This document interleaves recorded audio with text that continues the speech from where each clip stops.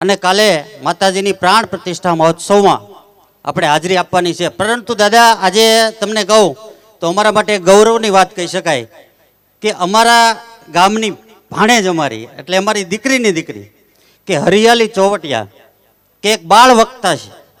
જેમ આપણે એમ કહીએ ને કે આપણી પહેલાંની ભાષામાં કહેતા કે આપણે કોઈ મોટો માણસ કે કોઈ મોટા ધાર્મિક આપણે બનીએ એટલે એમ કે આપણે એક મોટા વ્યક્તિ તરીકે એક સારા વક્તા તરીકે એમ આજે એક નાની ઉંમરમાં સેલિબ્રિટી બની ગઈ છે। હજારોની સંખ્યામાં એના ફોલોવર્સ થઈ ગયા। એટલે આજે એ દીકરી અહીંયા હાજર છે અને એને આપણે 5-10 મિનિટ સાંભળીને પછી આપણે જે કંઈ સાદર વિધિ કરવાની છે એ કરવાની છે। પણ આજે જ્યારે પોતાના મામાના ગામની અંદર આવા કાર્યક્રમ થતા હોય અને એ પણ માતાજીનો ઉત્સવ હોય ત્યારે પણ એની અહીંયા અચૂક હાજરી છે। તો બેન હરિયાળી વિશે તમને જરાક ટૂંકમાં માહિતી આપી દઉં કે 2 વર્ષની અંદર નાના મોટા 80 જેટલા પ્રોગ્રામો એણે કર્યા। એટલે બહુ નાની ઉંમરમાં 80 જેટલા પ્રોગ્રામ બહુ નાની ઉંમરમાં એણે કર્યા। 4 થી 5 તો એને એવોર્ડ મળી ગયા અને લગભગ યુટ્યુબની અંદર તમે એને સબસ્ક્રાઈબ કરજો, તમને ખ્યાલ આવશે કે લગભગ મોટા ભાગના પ્રોગ્રામની અંદર એક બાળ વક્તા તરીકે એ બોલતી હોય છે। આજે આપણે એને રૂબરૂ સાંભળવાની છે તો પહેલાં આપણે એને અહીંયા બોલાવી લઈશું। અહીંયા આવી જાઓ હરિયાળી બેન અને આપણી ભારતીય સંસ્કૃતિ મુજબ આપણે એમનું સન્માન પણ કરશું। તો બેન હરિયાળી। નમસ્કાર। જય માં ખોડલ। ઠંડીની અસર થોડી થોડી છે પણ કાંઈ વાંધો નહીં, જય માં ખોડલ જ ખાલી બોલવાનું છે। જય માં ખોડલ। કહું છું સાદ સાંભળને માં, આવ્યો રૂડો અવસર ખોડલમાં। લાવને ચુંદડીઓ ઢાળુમાં, લાવને ચુંદડીઓ ઢાળુમાં, આવજે ખોડલ ખમકારેમાં। પ્રથમ સમરીએ ગણપતિને એને લાગી અપાય, દુંદાળા દુઃખ ભંજનને પ્રેમે લાગી અપાય। બીજું વંદન ઈષ્ટદેવને રક્ષા કરજે હે, ઈષ્ટદેવને નેહ નમ્ય કલ્યાણમસ્તુ હે। ત્રીજું વંદન માતા પિતાને જન્મ દીધો જેણે, ત્રીજું વંદન માતા પિતાને જન્મ દીધો જેણે, સંસ્કારોથી સંચિત થઈને ધન્ય થાય છે રે। તો આ જીવાપર ગામની પાવન ધરા પર જ્યારે માં ખોડલનો વર્ષોથી હુંકાર હોય અને આ ઐતિહાસિક ક્ષણ બની ગઈ છે ત્યારે માં ખોડલે સાક્ષાત દર્શન દીધા છે, ત્યારે હું ને તમે બધા અહીં એકઠા થયા છીએ।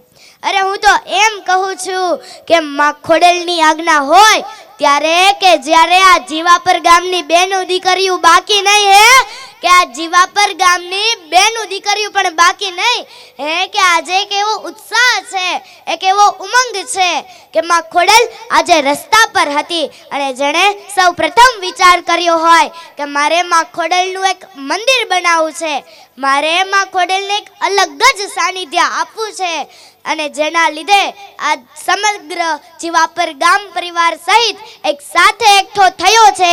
તે કમિટીનો, તે ચોથાણી પરિવારનો છૂટકથી નહીં, શું તે કમિટીનો, તે ચોથાણી પરિવારનો છૂટકથી નહીં પણ જથ્થાબંધ તાલીઓથી આપણે તેમને વધાવ્યા।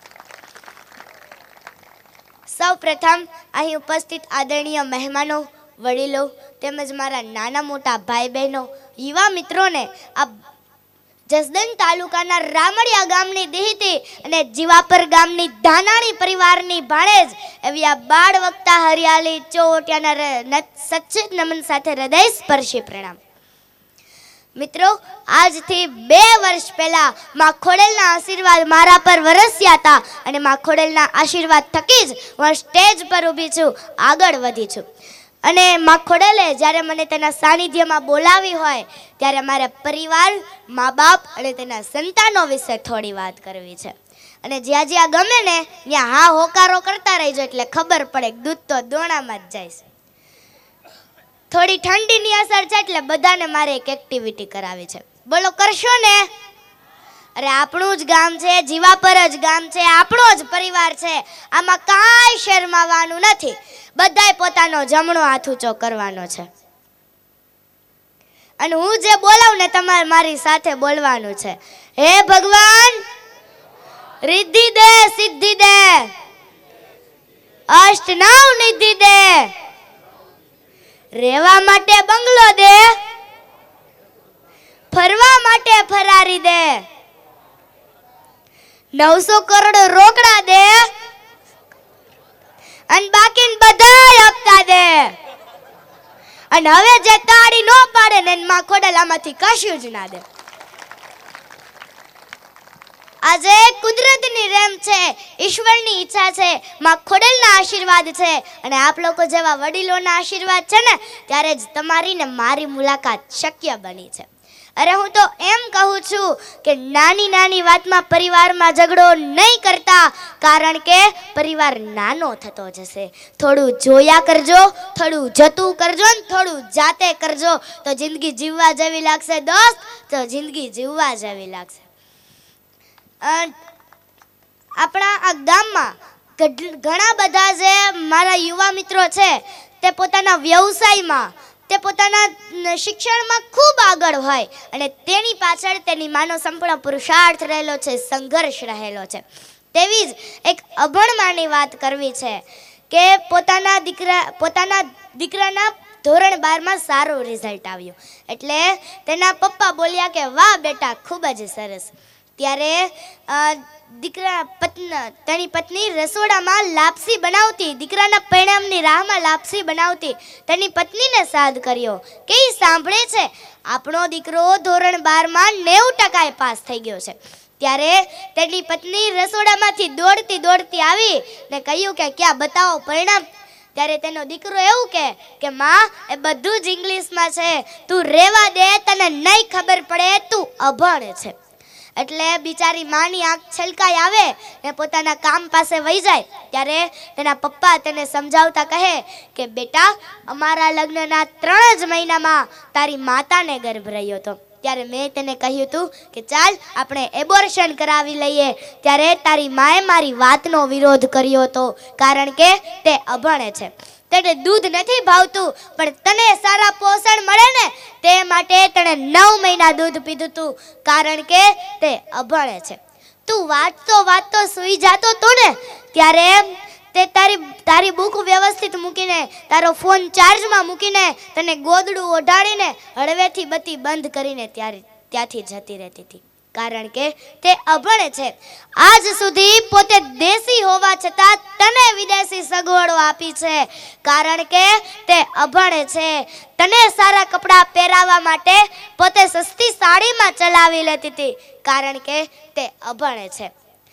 તું નાનો હતો ને ત્યારે રાત્રે બહુ જ બીમાર રહેતો હતો.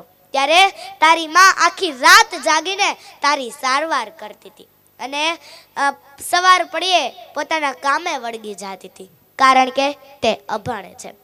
હા બેટા, ભણેલા માણસોને તો પોતાનો સ્વાર્થ જ પહેલો દેખાય છે, પરંતુ તારી માએ તો આજ સુધી ઘરમાં સ્વાર્થ જ નથી જોયો, કારણ કે તે અભણ છે. આપણું જમવાનું બનાવવા માટે પોતે ક્યારેક જમવાનું ભૂલી જતી હતી, કારણ કે તે અભણ છે. આટલું જ સાંભળતા દીકરો ધ્રુસકે રડવા લાગે છે અને તે તેની મા પાસે જાય ને કે માં, આજે માત્ર હું કાગળ પર જ 90% લાવ્યો છું, પણ મારા જીવનને 100% બનાવનારી પ્રથમ શિક્ષિકા તો તું જ છે. જે શિક્ષકનો વિદ્યાર્થી આજે 90% પાસ થઈ જતો હોય તો શિક્ષક પાસે કેટલું જ્ઞાન હશે એ તો હું વિચારી જ શક્યો નહીં. અને માં, આજે 90% પણ હું અભણ છું, કારણ કે આજે તો આ અભણમાના સ્વરૂપમાં ડૉક્ટર, શિક્ષક, સાલી સલાહકારી અને અન્નપૂર્ણા વગેરેના દર્શન કર્યા છે.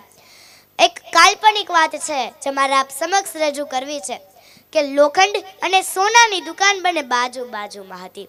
ત્યારે સોનાના ટુકડાને લોખંડના ટુકડાને કંઈક પ્રશ્ન પૂછવાનો મને થાય. ત્યારે લોખંડનો ટુકડો ઉછળીને સોનાની ભઠ્ઠીમાં પડે અને સોનાનો ટુકડો લોખંડના ટુકડાને પ્રશ્ન પૂછે કે લોખંડભાઈ, ભઠ્ઠીમાં નાખીને લુહાર તમને ટીપે છે ને ભઠ્ઠીમાં નાખીને સોની મને ટીપે છે.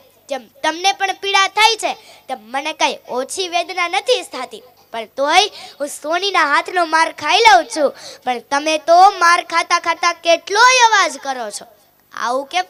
ત્યારે લોખંડના આંખમાંથી આંસુ વહેવા લાગે ને તે સોનાના ટુકડાના પ્રશ્નનો જવાબ આપતા કે હથોડીનો માર તમને પડે એ વાત સાચી, પણ તમને મારનારો તમારો જાતભાઈ નથી. જ્યારે હથોડો મારા પર તૂટી પડે છે ને ત્યારે આખરે તમારો જાતભાઈ છે.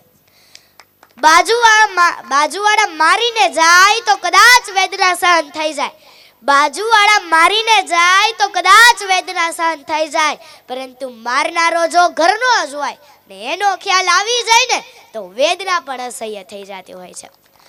પરિવાર 20-22 વર્ષથી એક સાથે રહેતો હોય અને પરિવારમાં કંઈક મંત્રાવૃત્તિ આવે ને ભાઈ વચ્ચે ઝઘડો કરાવે, દેરાણી જેઠાણી વચ્ચે ઝઘડો કરાવે, કે ધંધામાં ખોટ આવે કે મુશ્કેલીઓ આવે, જ્યાં બધાની વચ્ચે જીવી જાય છે ને આખી દુનિયાને જીતી જાય છે.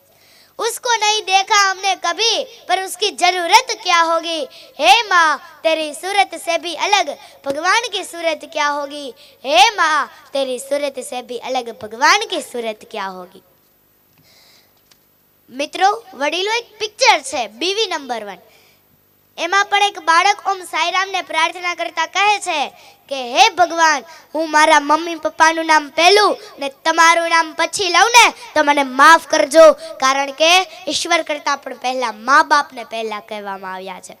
પ્રથમ પરિણામ મારી માને કહેજો, માન્યા જેણે માટીને રતન, ભૂખ્યા રહીને જમાડ્યા અમને, ભૂખ્યા રહીને જમાડ્યા અમને, કીધા રે હમ ક્યાં ના જતન, કીધા રે હમ ક્યાં ના જતન. મિત્રો, માં થકી જ સંતાનો પ્રસિદ્ધ પામે છે.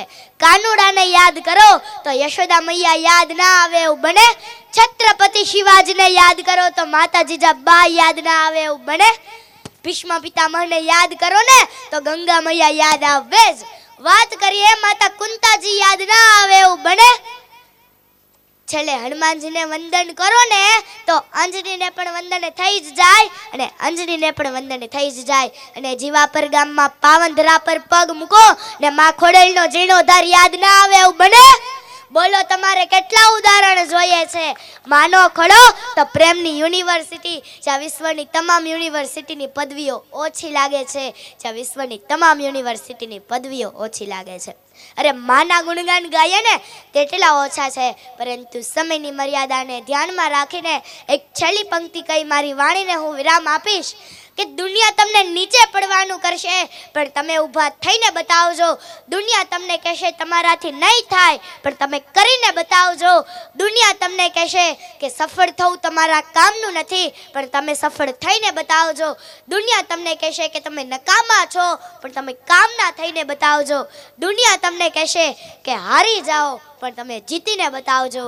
દુનિયા તમને કહેશે કે શું કરી શકીશ તું, દુનિયા તમને કહેશે કે શું કરી શકીશ તું, પણ તમે બધું જ કરીને બતાવજો, પણ તમે બધું જ કરીને બતાવજો. તો આ જીવાપર ગામનો ખૂબ ખૂબ ખૂબ આભાર કે જેમણે મને માન, સ્થાન અને સન્માન આપીને મારી વાણીને બિરદાવવાનો મોકો આપ્યો. અને આપ લોકોનો પણ ખૂબ ખૂબ આભાર કે તમે લોકોએ મને શાંતિથી સાંભળી તે બદલ. જય હિન્દ, જય ભારત, ધન્યવાદ. જય મા ખોડલ, જય સરદાર, જય ભોજલરામ.